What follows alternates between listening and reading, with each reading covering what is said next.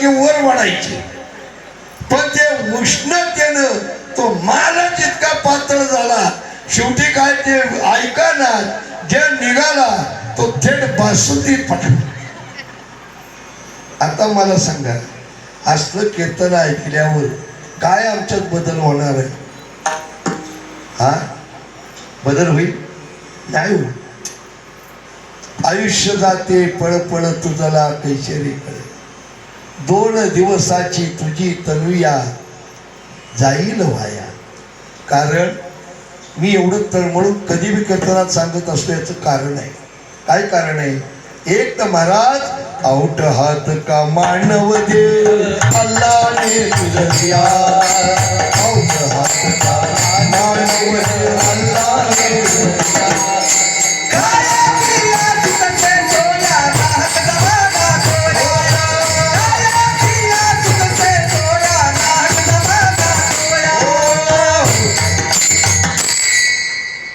भगवंतानं शरीर दिले, कशासाठी दिले?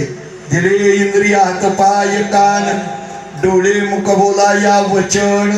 भगवंताने इतकं सुंदर शरीर दिले, काय त्या शरीराचं वर्णन करावं? पण वर्णन करण्यासारखं शरीर कोणाचं असतं? जो परमार्थिक आहे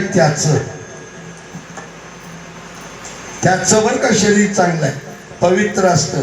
नाहीतर हे शरीर अरे इतकं बेकार शरीर आहे. या शरीराबद्दल काय सांगावं? माझ्या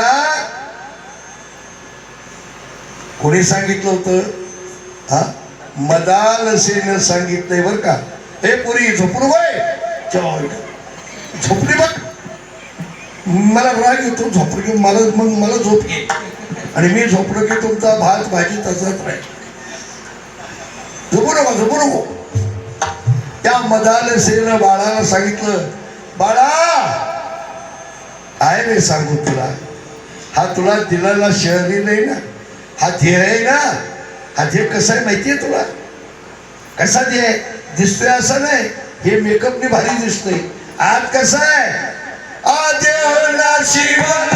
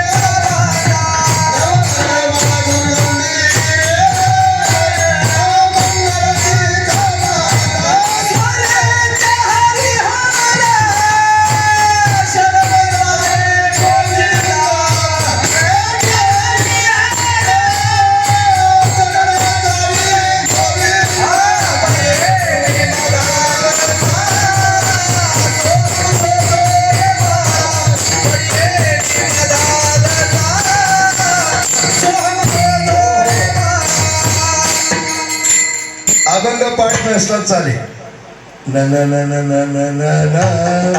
नुसतं न तरी कर, मुक्यासारखं गप का उभं राहतो. त्या मदालसेनं सांगितलं, बाळा हे शरीर खरंच घाण आहे. अरे एखादा फोड आला लवकर नाही बरा झाला, तिच्यातनं खा आणि ते पू येतो पू. इतकं नासक शरीर आहे हे, इतकं घाण शरीर आहे. याला विटाळतेचा बांधा म्हटलेला आहे. पण माझ्या देवानं निर्माण केलेलं हे मॉडेल हे देवाला आवडलं. काय विशेष आहे हे देवाला आवडलं, आणि देवाला आवडल्यामुळं भगवंतानी या देहामध्ये वास्तव्य केलेलं आहे. काय केलेलं आहे? वास्तव्य केलेलं आहे. टाळक